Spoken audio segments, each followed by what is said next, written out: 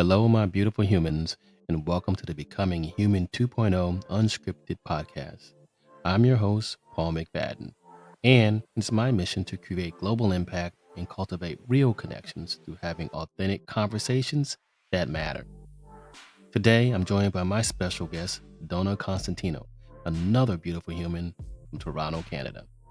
In this episode, we discuss the intersection of spirituality, mental health, and societal evolution. And of course, this conversation was completely unscripted. Here's a quick peek, and then we jump right into the conversation. So enjoy. And remember, we are all here to discover, awaken, and evolve together. I think the curiosity is something that makes us beautiful as humans. We need the curiosity. I call it Experience- wonder. Yeah, it's I mean that's There's such a part of our- wonder to be part of curious. us, right? Yeah. and it helps us bring joy or create Yes. joy in our life. I think that, but there's this whole push on you can't experience joy because if you experience joy, it's going to cause this problem because There we've must been be for- suffering. There must be Yeah. suffering. There must be There's suffering. So the focus to was suffer, temper suffer, the whole suffer, thing. suffer. Yes. But nobody taught anyone temperance.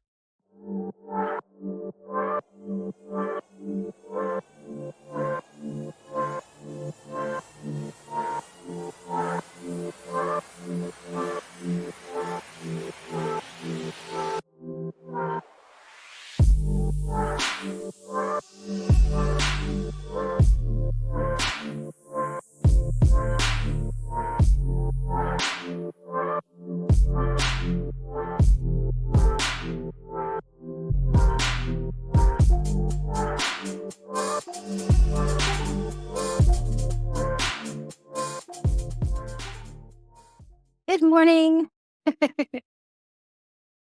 Oh, can you hear me? I can't hear you. Yes, it's remembering to turn on the remote mic. I know. So I many wonder where. to remember. Some of the things like it does it automatically right away, but I don't have another remote mic yet. So I'm like old school. Old school. Nothing wrong with being old school. I think so. I'm like, just keep it simple. Some things we don't need to fuss over. That's right. That's right. You know? Exactly. It's like fuss over all that, fuss over all the preparations, all that kind of stuff. We need to do all that. So That's we need to it. really I'm do like, that. whatever's the simplest way, let's just take that way. As long as the Let's just take quality it. gets out, we're good. Whatever's going to be most brain friendly. I mean, it's kind of funny because people actually connect with me. A few people comment on my headphones. Every now and then I'll get a comment because it's actually quite telling. It says a lot, which is very interesting, right? Apart from the fact that it's old school, it also shows my health stance in a way. Because Yes. I don't like the Bluetooth. So the health Bluetooth on the people phone. notice it right away. They're like, oh, nice analog headphones. I'm like, thank you. I know I Yes, connect with indeed. you right away. Absolutely. I wear jewelry that supposedly helps with all that management of all those Yes. EMFs and things like that. Oh, Put that's the good. thing- You're gonna have to tell me about that. Yeah, I mean, it's jewelry you can wear. There's little stickers you put on the in back of your phone, inside your cover, and all kinds of stuff like that. I need to Well, look you into know, it. I haven't. I reduce that. haven't known how good it is. So I kind of, some Mhm. things it's like you hear all this hype about stuff and you don't know if it's really effective. You're just Yeah, liking yeah, things, exactly. You know what I mean? Exactly. I bought some really cute and pretty things that are supposed to be amazing, and then like they arrive, and then they're just like, "Why did I pay for this thing? This is awful. It's so terrible. It looks cute, but oh my goodness." Oh my goodness. Exactly. You It's know, awesome. so- So how's everything going? I've been looking so forward to this long. conversation for a while. So, All we're good. gonna jump into it, but yeah, how are you doing? I'm good. This is the earliest I've ever done a live recording, and I'm kind of like telling the family because of all days my dad wanted to do something today. I'm like, okay, I'm busy. Don't phone ring the doorbell. Right? But I'm good. I'm good. I had some interesting dreams last night too, so it's going to be interesting to unpack those later. All right. Oh, Yeah. let's jump into that. So what were the since you put it out there? I did. I mean, we are talking spirituality, so like, Yes, we let- can talk spirituality. yeah. Well, it's interesting because our dreams are very interesting. They usually reflect whatever's going on in our inner world, right? So we know Absolutely. that a lot of people have recurring dreams because something isn't resolved, Yep. right? When I was a little girl, my goodness, I haven't told this story in a long time. I don't know if Uh-oh. I've told anyone. When I was a little girl, I used to get really bad dreams. Mm. Oh my, the worst one was when I was walking home from school. We would walk down this aisle. It was a bit shady, but it was the shortcut. And Through an alley, through a dark alley with all the stuff hanging off the sides. like it wasn't like it was. So I grew up in desert country. The sun was very Okay. high. It's very Mm. hot, so it wasn't dark when we were heading to school. Mhm. But it was like a shady area because there were all buildings all around, and so it was like not exposed, right? Gotcha. It was Gotcha. just like a tunnel. You could see the light on the end, and we would walk through, right? So I'm imagining tall buildings, little light at the Yes. end of the Yes. whole Yes. row. And I you're this got it. little kid, right? Like walking through, and I had my sibling. I'm the eldest. So I'm a little protective, and I'm walking through. And every now and then there'd be a shady character in there, you know? Of course. Yeah. I'll leave that part out. Anyway, there was this one time, so I had this dream that there was construction and a concrete machine, one of those concrete makers, and the concrete turned into a monster and jumped out of the machine and ran after me and followed me home. It was like chasing me. That's creative. Wow. Yeah. So a Yeah. lot of dreams where things or people or something was out to get me for a Mhm. long time. I know a lot of people struggle with that kind of stuff. Yeah, So, certainly. I mean, a lot of you people struggle. know, I know that. And so I would gnash my teeth as a kid a lot in my Mm. sleep. And then my parents would try all kinds of weird stuff, Mhm. including like magnetic things to try to get me to stop like doing that. Yeah. I Don't finally, address the dream, but let's just go ahead and stop the thing that you're doing. you know what I mean? Yeah. That's, you know, so one thing that's very telling. Mm. The fact that you just said that, you know, Mm. because there wasn't any addressing of the dream Yeah. ever. Like there wasn't any addressing. And I don't mean to, I'm a big proponent of we don't blame people because it's not helpful. They all do the best that they can. But what we're speaking of is a generation. I was literally just mulling this over in my head this morning, not Mm. in connection to this dream, but just that we weren't taught emotional intelligence. We were No. not. And I know that sounds like that's a big buzzword right now in corporate and everything. And you know that. But just like in a daily living, Mhm. what does that look like? Can we hold space for the people that we love? Can we Yeah. can we hold space? Myself too. I mean, I have a therapy background. Like that's all I do. Mhm. Right? Even though I'm not operating in therapy now, I'm consulting, but there are facets of it where I'm listening to people and I'm holding space for some. I've heard some Absolutely. really tough stuff. Like I know things and it's like, and some of it, one time someone really rattled me, but it was like, my Mm. God, but I just think even this morning, I was just thinking as a mom, Mm. just in connection to what you were just saying, nobody addressed the dream. They never ever did, Mhm. actually. And I don't even think I ever thought about that, Mm. you know? I'm a big, I won't say big follower, but I certainly am very interested in even in my dreams. Like when I was a kid, Mm, I used to be interested in my dreams. Like, why am I having the dream? mhm. You have the dream where you're flying, or you have the dream Right, swimming. right. I have friends that have the recurring dream that someone's trying to get them, or they're Mhm. going to the airport and they never make their flight. Like Yes, always getting in the yes, way. yes. And it's like, well, there's always something that your system, your mind is trying to process, Right, and it hasn't right, been addressed yet or hasn't been resolved yet, which is right, why it keeps happening. Even if it's, I know some people that have a dream and they won't have that dream for a year or two, then suddenly it comes back. And it's like, okay, right, well, something triggered something right, in you that then brought this back. So what is that thing that was triggered? And right. it wasn't until I started coaching that I started really thinking about, well, what's causing that? Yeah, Like even in the health space, because I became a functional medicine health coach. But the reason why I did that was because I wanted to know why those things were happening. Why were we having these symptoms? Why were we having this particular condition? Because in the health space, we treat symptoms typically. We don't right, treat the root cause of the right. disease in the body. Right. which is what attracted me to Eastern medicine in many ways, because I found that Eastern medicine, generally speaking, tries to get to the root of why things are happening, and we address that. But then we look at it in Western society, we treat symptoms. We don't really talk about the whys. And so mental health and physical health are the same thing. Yes. Um, so this is where the connections Yes. come into the piece, right? So this is a mental health thing, Absolutely. right? So we're processing Absolutely. stuff that's mental health, emotional health. And we should be getting to the root of those things too, and not just treating the symptom and the thing that People are we still ignoring it though. People are Mhm. still ignoring the emotional health and the mental health. Like even just going back to your response to let's not worry about the dream, Mhm. that whole generation, Yeah. it's only now that people are talking about EQ. And even then, I don't think they really understand. They're like, okay, let's learn it so we can better perform. You know what I mean? But it's It's not, so I want to amazing. heal. Yeah. Goldman came out with the emotional intelligence and a lot of the research in like 1990.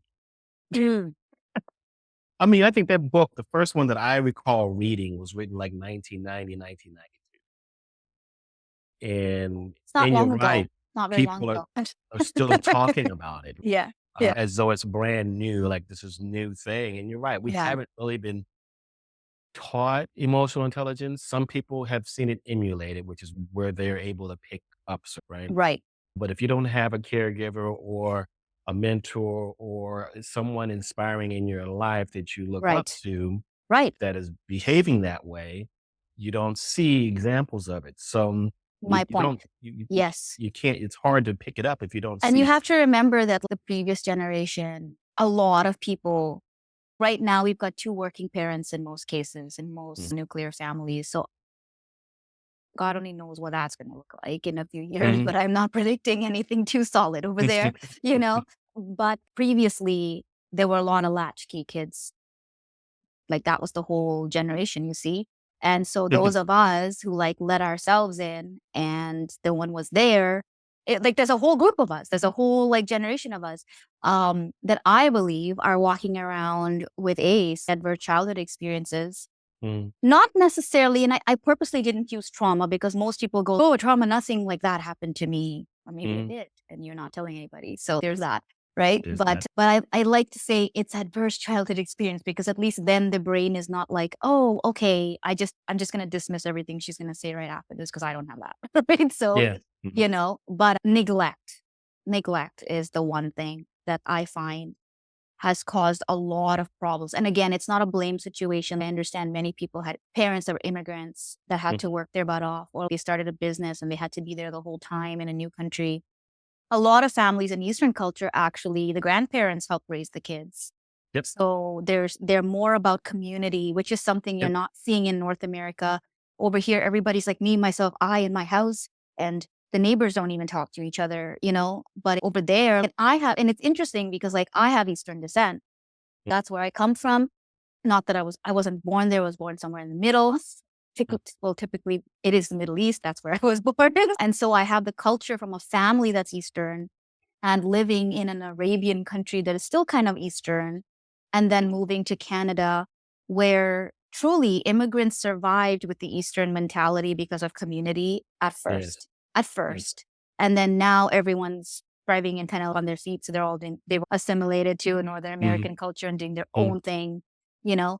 But I really think that there's a whole bunch of people, a whole generation that has been neglected. Because I mean, you think about it, there was no one to ask, how was your day? There was no one to help you with something if you needed it. There was Mhm. no one to ask, hey, why are you dreaming that? That's odd. Like, let me soothe you that you're dreaming Mhm. this. It was more of a fix it kind of culture.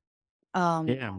or ignore, fix or ignore. Wow, that's a lot to unpack because, as you're talking, I'm thinking of my childhood right now. Like, Yeah. but, Yeah. I could say, yeah, I agree with you about, generally speaking, you probably say neglect, right? I got that. Yes. Yes. I was thinking more like tough love, Yes. right? I'm thinking Yes. more like A lot that of that. because I remember the stories. Oh, you guys are complaining about walking to school for 2 miles. When we were growing up, we were kids. We walked for 10 miles in the snow Right. uphill. both Yes. ways. And those Carrying are the water on our stories. heads. Right? So, but in Western society, I can't speak on the Eastern society because I didn't grow up there, but it's really interesting. I remember being told, hey, if you fall down, suck it up, wipe your knees off, whatever. Don't you cry. Don't you do these things. And Right. you always had to be tough. And that was typically how in my generation, boys were raised and Right. still are raised in some respects, but that has certainly transitioned over to young ladies. Yes. And it's the same type of attitude and approach to Right. child rearing, if you will. I do agree that there are things in our society, particularly in North America, that are just vastly different culturally than others. There used to be a community raising the child. Mm-hmm. It used to Mm-hmm. be that. Mm-hmm. You look around now, very few people know their neighbors, very few people Mm-hmm. trust their neighbors, and Right. that started with our generation with Right. you know, kids going outside and the white van sitting out there, and Right. suddenly kids are getting abducted and things were Right. happening. And, just not to kind of get into that conversation, but those things did happen. Right. Right. So we had to start being more careful about where the children were. Cause it used to be, get out of the house. Don't come back until Yes. the streetlights come on. Yes. Yes. I think that's an also very telling comment there because like I've Mhm, had people I've literally helped people who are high achieving and they're down on themselves as parents. mhm. And they'll say to me, well, my parent did this and they had 8 kids or something like that. How do they do Yeah. that? I'm like, How do they yeah. do And that? did they watch them? No, they kicked them outside to go play all day. Go play on And that. you know what I mean? And didn't see them till dinner time and bedtime. Okay. That's how they did it. You can't compare that kind of timeline to where we are now, where parents are stuck with their children all day long. And I am not a proponent for screen time and things like that as like a distraction, but I can understand why it's happening because Mhm. we're missing all that entire piece in between. Like, what do you do with the Well, there's that. And, and like you said before, there's a community that used to be involved in the raising. If I did something outside and I did something that wasn't the correct behavior, my neighbor Mhm. could And they had discipline me. permission. They Yeah, they had had permission permission. to Yes. correct me, to stop us in our tracks, to Yes. speak to us, Yes. to even speak to us. Today, if you let a person that your family does not know reprimand your child, there's Yes. litigation, people are ready to fight. I There's all know. kinds My of goodness. behavior Yes. that's kind of like, I look at it and I marvel at it sometimes because it used to be that, yeah, you go out in the street, but it wasn't all on your parents to figure it out. Like everybody in the community was Right. kind of responsible. Right. I got in trouble a What do you lot. think about that? Did you? Did you? Let's talk about that. I got in trouble a lot. I was, Oh, well, I say my group of friends and I got in trouble a lot. Whether you did anything personally or not wasn't the point. You were associated by being with, right. but if one kid in the group got in trouble, everybody got in trouble, Yes. right? Because we Yes. allowed it. Right. We participated. And that principle still holds. I mean, we know that the company that we keep, like I've known people who have gone to jail just simply by association or By being at the wrong association, place at the wrong time. Well, you need to pick and choose who you're spending who your you hang time with with. because they are going to influence us, Yeah. So, Paul, what do you think? I can't believe I'm asking the question. I hope you don't mind because I'm curious. Please do. This is a conversation. I'm It's not really just one curious. sided. What do you think happened? When did you see this shift? In your opinion, what do you think happened and switched everybody over from like that time where people were that way and now what they're like? Yeah, but it's so interesting because as we were talking about that, I was thinking about what is it? Because Yeah. I can talk about it cognitively. Like I can Mm-hmm. see what happened. Mm-hmm. Something shifted in society where Socially, obviously. Yes. we stopped trusting our neighbors. We stopped Mm-hmm. trust trust ended. And Right. as soon as the trust was broken, and this is with any Right. relationship, right? Not just, but it happened in a societal level. Trust was Yes. broken. And as soon as trust is broken, it's hard for people to want to engage. It's hard for Mm-hmm. people to gain trust back. We've Right. all had experiences where we've been betrayed by a friend or a loved one or a lover or some kind of partner. And you got a 50-50 chance, honestly speaking. Yeah. And I would say, and I would probably, and that's being conservative, I think you probably got a less chance of Yeah. ever rekindling any type of real relationship with that Right. person. And Right. if you lose trust for society, and Yeah. then you lose trust in the government systems, and you lose Right. trust in the judicial systems, you lose trust in these systems, it's really hard to gain it back. And what do people do when they lose trust? Well, I mean, so we fight, faint or Yeah. freeze, right? Yeah. So, but it's really fight or flight, really. Like Really, you it can, is. I was just teaching on that yesterday because yeah, like technically the other two fall under. they fall under, right? Right. Under flight. And so Yes. we're going to run first. Yes. First and foremost, we're going to run. If we can't run, then we're going to fight. Yeah. Right. And and it's really crazy because I started getting connected to that newer research over the last 5 or 7 years. And I was like, wait a minute. So we've been saying fight, flight, faint, or freeze. I was like, yeah, it's run. Hmm. Can't run. There's no way out, then you're going to fight. And if you're Yeah. good, you're going to win. Right. And if the Right. more confidence you build, then you're going to be fighting. But your first instinct is to run because you Mhm. want to survive. And so fight or flight, right? So we retreat into ourselves. And so the society started retreating. You got people out there putting razor blades and apples on Halloween. Guess what? Yeah. Kids don't go out for Halloween. You got people lacing mail letters with, I can't remember what the Yeah, there's some kind of drug poison it was. was. That's right. I forget what it is. But Paul, behind all of that, what I'm hearing you say is that there was some kind of degradation in society, some kind of line went from there was an integrity in how people treated each other, Yep. And at least on a higher level. It was never perfect, but at least on a higher level. And then all of a sudden there was a lapse and other things started to be permissible. Not that people were permitting it, but like it somehow emerged somehow where it emerged. Was yeah. that technology that did that? Was that information that I'm did actually that? wondering if, from a spiritual perspective, because I mean, North America was deeply impacted scripturally, biblically. I'm kind of curious because there was moral standards that were associated with that. They weren't Mm, perfect. They weren't applied because they were there even during slavery times and people were mm, still doing things that clearly they didn't understand the spirit, mm. But I'm just curious if it intersects with anything like that. Now, clearly, I don't know the history, so I don't Well, know if no, it but does, but I'm wondering. for what you're saying, it is an interesting conversation to delve into because let me just back up and look at it from a human, Yeah. evolution perspective, right? Yeah. We evolve when we find balance emotionally, physically, spiritually, and consciously connect to everything around us. And that's when we evolve as a species. And that's what the evolution track has looked like. So when we find that there's challenge and conflict, there's an imbalance somewhere. And so it is arguable that from a spiritual perspective, and I've been hearing a lot of folks talk about this in other podcasts for the last Mhm. year and a half. It's Kind actually of, something I've never talked about. It's it was interesting how it's it's coming interesting. up.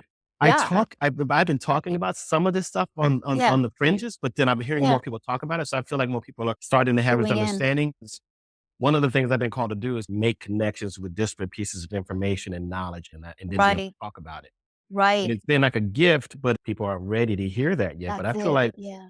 people who want this evolution and want to self-actualize and want to be Right. enlightened, Yes. if you're missing the spiritual balance, I don't care what you're doing physically, I 100. don't care what you're doing mentally, emotionally, we see where we are emotionally, Yes. right? So Yes. we're Yes. missing two legs of the table. We're missing Yes. the emotional and the spiritual piece. And those Right. two are the most important pieces for us to be able to Absolutely. evolve. Absolutely. We got a society out here that has missed the thing spiritually because honestly, we have done some things historically in our Mhm. past Mhm. as a people, right? I mean, Abuse of authority. yeah, It has there's been gone. that. Yes, And that's absolutely. I get happened it. throughout the world. It hasn't Yeah. just been here. There's been the religious wars for thousands Yes. of years. Yes. Religions that are founded on peace and love, but yet, unless you don't believe like I do and believe in Yes. Yes. my What higher being, then therefore we right. got a battle and somebody is going to die. And there's been many Right. millions of people have died over thousands of years, longer than that, because of those types of belief systems. But if foundationally, if we were really connected with love and peace and compassion, Right. then those wars wouldn't exist. I'm Really. saying it Yes. theoretically because Yes. they shouldn't exist Right. because of what these belief systems are founded upon. So here, yeah, I would say look at the people that were here before Mhm. and how that all transpired historically. This is not the beginning to the conversation of, all bad United States Well, founders. I mean, it's not. it's not, right? Yes, because But there were pockets of people that were amazing right, everywhere, and exactly. nobody's perfect, But nobody's, So but those things yeah, happen. So yes, when you take something from someone else that does not belong to you, there's a consequence to that, right? even spiritually. Spiritually, there's a Yes, consequence. There's a cost yes. to There's that. an And so, energetic kind of. and I That's true. wonder if we're reaping the cost of that. And people say, well, we didn't do it. Our ancestors did it. And we're good Right. people and da da da da. Yeah. Yeah, but see, but that has been passed on to you generationally, cellularly, from a DNA, from a genetic Right. perspective. Right. Right. We have all that memory in The ourselves. collective unconscious, Yeah. as And then, Young talks and then the about. collective unconscious, You know. call it the Yeah. ether, call it whatever you want to call it, Yeah. universal Yeah. field. It's there. It's there Yeah. energetically. It's there. Energy doesn't die, it just transforms Yes. That's forms, right. right? That's That's right. it. That's right. Yeah. So it's there. It's always there. And then you Mhm. wonder why there are Mhm. certain cultures and areas in the world where, and I'm talking about on islands, right? Oh, yes. where Yes. where that hasn't been permeated by, I'm gonna say, the corrupt nature of how things have evolved. Yes. Because I think that what we're experiencing is, people will say it's an awakening, and I'm with the I'm terminology. with it. I'm Yeah, with I it. believe that there is a spiritual awakening going on right now. I do. It I do. and we're People are more realizing ready that for it. we've done some things as a people, as a Right. collective, Right. that hasn't been vibrationally aligned with what our purpose is here for us each individually and collectively do. And because of that misalignment, we're being shown, here's the consequence for doing it this way. And you Yeah. can just lay it out and see what's happening. And this is the consequence. It's not about being good or bad. It's about, okay, but Yes. if you don't like the experience, I think I said this at the beginning of it appears to me that people in society are waiting for someone or something to change the world around them for them, Mhm. versus looking within, Right. understanding where the chaos exists within, change themselves, change their Right. world within, which will then reflect in the outer world. That's right. And Right? the thing is that people are waiting for the changes on the external. Yep. Even if the changes happen on the external, let's just say a few things line up the way that we want them to externally, and now it looks like a better society. Yep. Because we haven't done the work internally, we're still a part of the problem. We're still part of the We are going problem. to start responding. So let me make that practical for people who are like, okay, because not everyone is like a big picture thinker and it won't land. So let me just make it like practical, right? You have trauma in your life. Okay. And so let's define that trauma. Let's say you've come out of an abusive marriage. Like someone's been talking down to you, has been gaslighting you. That's a very popular word right now, making you second guess yourself, right? Wondering, did I even do this? Was I the one that did this? Because again, the other popular word is narcs, like narcissists, right? So they make you feel like, We can unpack that one. oh, there's so much. Oh, there is. This is like going in a totally different direction. Like, Yeah. Well, no, finish your thought. yeah. So, okay. So let's say that that's your experience. Okay. Mhm. And so now you come out of this experience somehow by the grace of God, because it ain't easy. It's not easy to come out of the clutches of that. Okay. So you come out of it and you think, great, I'm out of it. Now, again, remember, this is an external situation because it was a relationship. It was another person, right? Okay. So you're thinking now, okay, that person wasn't healthy. That person was dangerous. That person was whatever you want to call them, because I'm sure there are many words that people have in mind, right? But now I'm just going to move on and find someone else. Or when the time comes, find someone else. And the problem with this situation is that most people don't stop to look at what happened inside. Mhm. And most people don't stop to ask, why did I permit this person in my life in the first place? Why did I attract such a person? Why did I allow them here? Because other people, and this is not a put down, but other people didn't. Why is that? Right? And it's simply because life experience was lacking. to know. So it's not like you don't see the red flags. You see the red flags. You just don't know what to do about them, especially if you've had a life experience where certain things were okay. And a lot of times these people put on a big show and dupe you at the beginning. So you're not even, they mirror you. It's like they don't even have a personality and they mirror you. So you think you have similarities and preferences, but you don't because they're copying. My point is that you're moving on now. The external has changed. They're no longer in your life. Right? But now you get into a relationship and the person is amazing, but you don't trust them. Yeah. And then things repeat. And you're like, oh, you don't trust them. You keep pushing them away. You're not sure if they're going to run or if they're going to stay because you're stuck in those patterns of literally chaos. It's like a drug in your system. And until it's dealt with, until you're aware of it, you're going to ruin that relationship that might be the best thing ever.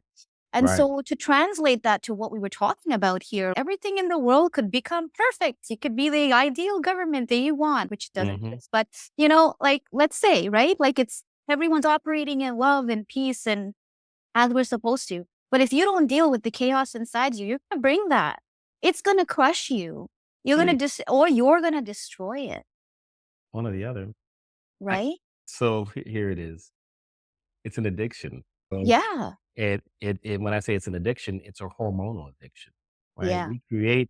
We have Yeah. these experiences and then from a biophysiological perspective, all these hormones get released and we get addicted to the hormonal cocktail, if you Isn't will, that that we sad? experience. It is sad because Yeah. on one hand, we know within ourselves, I hate to say these words. I hate the word needed and should because I just feel like it would better serve us if we address those things. And like you said, we miss Yeah. out on Yeah. so many experiences. And one of our fundamental reasons for being here is to experience the full range of emotions. Yes. Like one of the reasons Yeah. we're here. Yeah. And so the experiences aren't, like I said, they're not good or bad, which is why we should actually get good and bad out of our vocabulary. We're supposed to experience that so that we can learn something. We learn something about the experience. We learn what to do and what not to do, or at least what we find acceptable in our perception and our perspective versus what's not acceptable from our perspective, in our perception, in our reality, if you will. But we can ruin some good opportunities and good experiences because we failed to address the thing Yeah. that derailed the last one, right? So, yeah, And a absolutely. lot of times it is about ourselves. One of the things I talk about in one of my talks, I talk about dream killers. Who is a dream killer in your world? And to provide context, we all, at some point when we were kids, we had a dream about what life was going to look like. You probably had a dream about what relationships were going to look like. But there was this outward vision of what things were going to look like, right? White picket fence, house, a car, two and a half kids and a dog. That was the American dream that everybody tried to feed down everybody's throat. Whatever the dream was, be a policeman, be an astronaut, be an astrophysicist, whatever, Yeah. a teacher. And at some point, that dream got killed, either by a person, so let's say caregiver, someone close. It got killed by, and these are the things that we blame. It get killed by an experience or a trauma or a loss. But I argue, so isn't the dream killer really you, though? Because we're the ones who then believed and adopted that mindset. We Right. adopted that. Had a choice at some point. It's Right? tough. Like It's the line tough, is, right? yeah. It's tough because it's hard to say you had a choice when you were 5. No, you didn't. You were being Yes. guided by the caregivers. Yes. Right? Yes. Completely conditioned, socialized into it. But I argue when you become aware is when you stop having the excuse. Yes. But how many people are aware, Paul? Well, well, act like they're aware, right? Because they'll tell you that they're fully aware of this thing happened to them in their past. But Yes. the thing is, they don't believe it. Mm-hmm. They don't believe it and they don't accept it. They don't believe that it happened because they cannot believe that they could have done something different about that situation because that situation was done to them. So now what I'm hearing you say is that people are very comfortable with the victim mindset. Yeah, of course. We only change when the pain of changing is easier than the pain of staying the same. That's the only time we change, really, when you start thinking about the entire experience. So if it's easier to change than it is to stay the same, we're going to change. If it's easier to stay the way we are, and that's completely daunting and just, nope, I'm going to say right here, I'm happy and I can accept that I am not fully into my dreams and fully into my purpose and fully into that because this thing over here is way too hard. It's too difficult. Right. It's too I can't. hard. And it's the story. And this is something that I feel like this is a kind of an interesting paradigm shift, actually. I'm debating whether I should go there or not. Oh, stick it.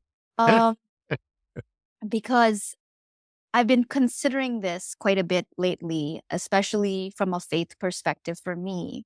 Mm, Um, I find that a lot of people, a society as a whole, is very much driven by like the pain piece. So the pain where it's like, okay, if the pain to change is better than the pain to stay, then I mean, better in the sense that it's not as bad, then I'll make it because this is intolerable. This is insufferable. So anything other than this has got to be better. And that's usually when I see people step in to my accelerator or start a journey with me where they know that I can't wake up like this anymore. My brain is like tearing me apart, or I'm not being as productive as I know and I'm beating myself up, or my marriage is headed for divorce. Like if we don't do something now, like it has to be a situation that's so like, oh, like my health is being affected. I can see it. I'm not sleeping. Anything would be better than that. Right? You well, know? isn't it how we're wired though? I mean, think about this. But Just that's the thing fundamentals. about it. That's the thing about it. I feel like we are so, as a society, and then for me, I'm thinking about it even from a faith perspective, because there's such an emphasis on suffering. There's such an emphasis on pain. And Mm, we've always grown when there's pain. And don't get me wrong, I'm not discarding this. I'm not mhm, saying that there isn't, because I do believe that we, especially men, were created to overcome challenges, and they get a great kind of sense of self and confidence as they're fixers. Men are mhm, fixers generally, right? I mean, not that women aren't, because I fix a lot, but in the masculine, right? And mhm. so I just think I'm curious about how much of society, how much of our lives we've allowed for us to be ushered into change and into growth solely because of avoiding pain versus what about pleasure? So for me, the paradigm shift is I know that God puts us through the growth process. There's a proving, there's a being tried in the fire, and you come forth as gold. And all of that speaks to pruning, and all of that sounds painful, you know? Our perspective kind of looks that way. But I'm curious because as for me, I'm growing into understanding him as love. And not that we didn't have that language on love, we've always had it, but actually walking that out, actually experiencing this every day, what it is to just have love flowing out of you, just loving everybody around you. As I step into that more now, I'm curious how much of growth can be facilitated through understanding that pleasure can be a teacher too, that can be a driver also. And it's a See. huge paradigm shift. Yeah, it is, and for a lot of reasons. I want to try to unpack what you just said because there's a lot of reasons. Yeah. So, if you think about the word enlightenment, the spiritual practice need where we transcend desire and we also transcend despair, pain. We transcend both of those, and that helps us reach this state of nirvana. But it's the transcendence of both. So all the great and all the bad. So Right. it's letting go of the self. Now, as a species, and some of this is, I want to break the mold on this a little bit because I'm going with you. I'm with you. We've been told, and certainly there's a lot of research and data to support that we're wired to minimize danger, maximize reward. And there is no reward, there is no passion, there's no pleasure until you're able to minimize the danger of losing your life. Right? There's no 6 times more circuitry Hmm. in throughout the entire body. So the brain is the entire body, this entire Hmm. vessel, to alert us to threats. And we have to mitigate that before we can even begin to experience reward and desire and pleasure and all that stuff. So there is that. So the question is, can we challenge that? Because that's science, right? But Mm-hmm. can we challenge that and say, Hmm. okay, isn't there a teacher in pleasure? Absolutely. Hmm. But I think pleasure also can work negatively against Of course it you, can. right? It's so the Because definition of it then. You're right. But that's interesting because the first thing that comes up, and I believe that is why we've not taken this route before, is because, and I'll just speak from like a religious perspective, okay? Because I'm not religious, but I understand how some people might say that I am, because based on their definition, that's how they view it. But the point is that there's such a fear around pleasure. Yes. Because it can be misused. It's sin. This It's a sin. when we say pleasure, we think go around and just go and have a free for all and go and do whatever your body whatever feels good, and that's not what I'm talking about. So it's interesting that our brain goes that far. It just goes from here, and so it's been easier to curb. And this is what I really do feel that this happened in society, and I do believe from a biblical, scriptural even situation in time, certain things were removed when they canonized scripture, and they changed words and they removed things, and they brought in things like vows of poverty and women to be subjugated and certain things like marital vows even. Like, I am a big proponent of marriage, mainly not marriage in the sense of what was dictated on us, but divine union, divine order, and the power. My God, if we would understood what is possible there, I don't think people understand how amazing it is. So I'm not speaking against it. But I will say that I just think that like people are they're missing a piece over there, that like we're so worried about people not behaving themselves. Yes. That the moment we mention pleasure as a teacher, it's gonna be like a debacle. We're gonna have, there's gonna be orgies everywhere, you know? I don't completely disagree. I don't completely disagree, but but I think that what we're missing is that a pendulum goes all the way from here and all the way over there. And it's like, no, something that I feel very strongly about my purpose and my calling is, I know I'm here as a plumb line, I call it, or like I'm a structure builder. So it's yes, we can have this and we can have that. And this is the safety structure. I can tell my kid, you can go run out, right? You can go and play, but I'm not going to be go wherever. It's okay if you want to cross the road and go onto the main street. You know what I mean? So go have wonder, go explore, right?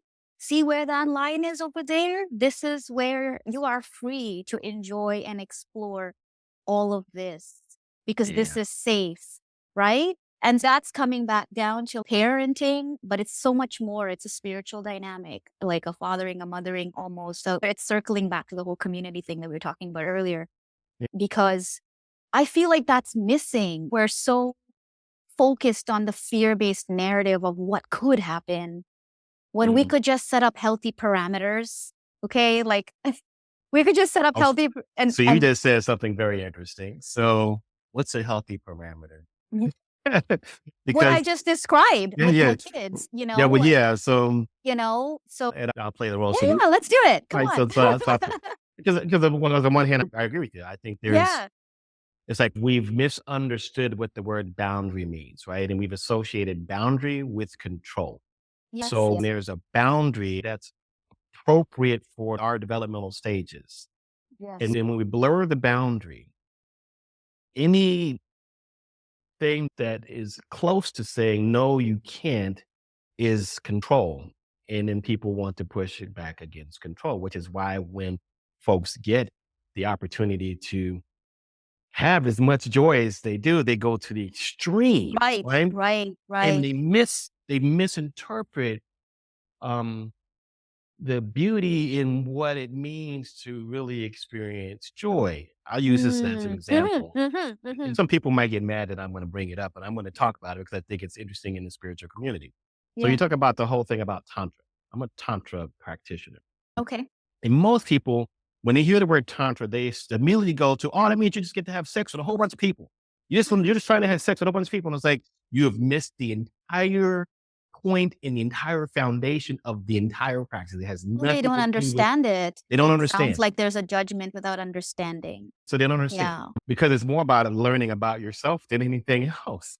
And the things that bring you joy and pleasure. And it's less about sexuality, but it's more, but you do tap into some of that divine energy. Right.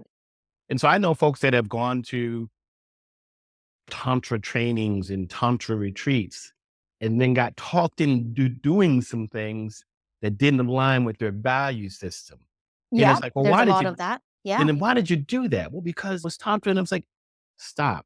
I said, why did you? I said, you know what? So you understand something. When people start making you do things that don't align, that should be the red flag. It should be, right? So use Should that word be. again. It Yes. should be, right? Yes. Yes. But if you haven't had the experience, you don't know what to do with it until you've been there, right? Right. It goes back to the whole thing that I was saying 10 minutes ago. You experience a full range of emotions, not judge them, experience them, right? And there is a cause and then there's an effect. You do this one thing and then something happens as a result. You interpret whether or not that was good or bad for you. You're the one who makes Right. you're the one who makes Right. that The decision. perception You around it. make it's Yes. based on your perception. But what we have done, and we do this a lot even in our interpersonal relationships, is that we superimpose our perspective on the other person. Right. So if I think it's bad, then you need to believe it's bad too. And if you don't believe it's bad, then we have a problem, Yeah. right? Because in my mind, it's bad based on my Right. perception of Right. what that looks like. But if you don't have the same perception, then it isn't. Then something's wrong with you and me. Like we don't vibe. I think that, wow, this is interesting. We're having this conversation. Very interesting conversation. I don't think It I've had is. anything like this Yeah. before. Which is With why some topics that this are is why like, I'm doing this, because I feel yeah, like we don't have enough of these conversations, like just in yeah. And general, people are because afraid to have the tough conversations too. yeah. So there's that as well. I think what you just said over there too, I do believe that in order for any kind of relationship to work, specifically a romantic one or a family kind of unit one, there does need to be an understanding in terms of values. Because as you were speaking, I was thinking about if someone thinks that this is bad, then they would need the other person to agree with them. And in some aspects, I understand that because it's almost setting a code of like, let's say one person believes in monogamy and the other one is I'm polyamorous. That's going to cause some problems, like some It's major gonna cause issues. some major problems. That's You gonna cause know? problems. Yeah. So clearly the values and what we are, I don't even like to use the word good and bad generally. I like to use healthy and unhealthy, or it works or it doesn't. Align or misalign. Yeah. Not to say that there isn't good and bad, because whacking somebody in the head clearly is bad. You know what I mean? So I don't want to be like avoid the absolutes here. But I'm just saying, because when things are social, it always becomes a little bit gray. It's very blurry sometimes when you need things. Some things are socially acceptable and some things are not Yes, socially acceptable. In our exactly. society, it's not acceptable just to go out and kill somebody. That's it. It's always going to be bad. Even if it was a different society, solely because you just took you just ended someone, you harmed someone, you You harmed harm someone. somebody. And not only them, their entire family. So I think maybe that's a way that I would use it. Like it's harmful or not harmful, like it's healthy or not healthy, you know? But so from that perspective, you would need people to be aligned. But the problem comes in, I find, when as a people or as a community, and we've seen so much of this happen during the recent pandemic, and even like the elections in the US, where it's almost like, if you don't agree with me, you're a wicked, awful person. And there's this whole narrative, and it's like we've lost this ability to be multidimensional thinkers. Mm. It's okay for me to disagree with you and still like you and still get along with you. Like we don't have to see eye to eye on everything. Everything. Yeah. And even if you're romantically involved or you're married or you're with your kids, like how many people, oh my goodness, I have clients who they believe one way, their kid believes something different, you know, and because they're being raised in this current generation where the ideology is totally different from the way that they were raised. And so it doesn't need to cause friction unnecessarily until it becomes something that we're imposing. Like why can't we just be curious Mm. and ask the questions? And I think it really comes back down to what we were talking about earlier. Like there's a fear narrative that if we go with this, then it's going to mean this. And hey, sometimes it does. Sometimes You know, it does. sometimes it does. But again, does that mean we throw the whole baby out with the bathwater, which is what most people are doing? Like we're just Which is like, what most people do. you know, let's just avoid that. Just avoid that. Avoid It's an all of it. extreme response. Right? You know what I mean? Yeah. It's just Well, safer over here. It you is know? safer, right? It's like, so one of the things that I think that ancient society, ancient wisdom, ancient tradition has taught us is that there's value in experience. So we typically measure experience by the elders in the tribe. So the elders are the ones who made the determination when a child was old enough to go out and do the walkabout, vision Mhm. quest, rites of passage, go find themselves, figure out their purpose, and survive on their own. And when they can do those things and bring that information back to the tribe and let the tribe know who they are and what their purpose is, then they can contribute to society. It used to be that in some cultures, the grandparents and the parents and the children all lived together in the same dwelling and Mhm. took part in raising the I children grew that up were like that. born in Mhm. the community in the neighborhood that was part of that process too. And that kind of stopped. So when you start losing and chipping away some of these things that probably were fundamental Mhm. to the development of a species, right? That's when I feel like you can start to see things historically where things have been a challenge. I think a lot has changed because of the fact that we've had technological advances and information is more readily available and that we're able to see real time what's happening on the other side of the planet at any given moment. We're able to see people who might believe and think the same way I think, but now instead of it's just me and I'm trying to push against my parents' values, Yeah. oh, it's a million kids all over the world that are doing the same thing. So guess what? Right. I'm feeling a little bit more supported because I got a lot Right. of people that saying I should Right. do these things. And so Right. I think the curiosity is something that makes us beautiful as humans, right? We need the Mhm. curiosity. Mhm. Um, I think the I call it experience, wonder. yeah, I mean that's There's such a part of wonder to being part of us, human. right? Yeah. And it helps us bring joy or create Yes. joy in our life. I think that, but there's this whole push on you can't experience joy because if you Mm. experience joy, it's going to cause this problem. And because There we've must been be for suffering. There must be yeah, there suffering. must be There's a suffering. So the yes, focus to was suffer, temper suffer, the whole suffer, thing. suffer, right? Yes. But nobody taught anyone temperance. Yeah. And that's my point, right? I like the way that Mhm. you just put that, like you made it more concise because I've been painting this picture.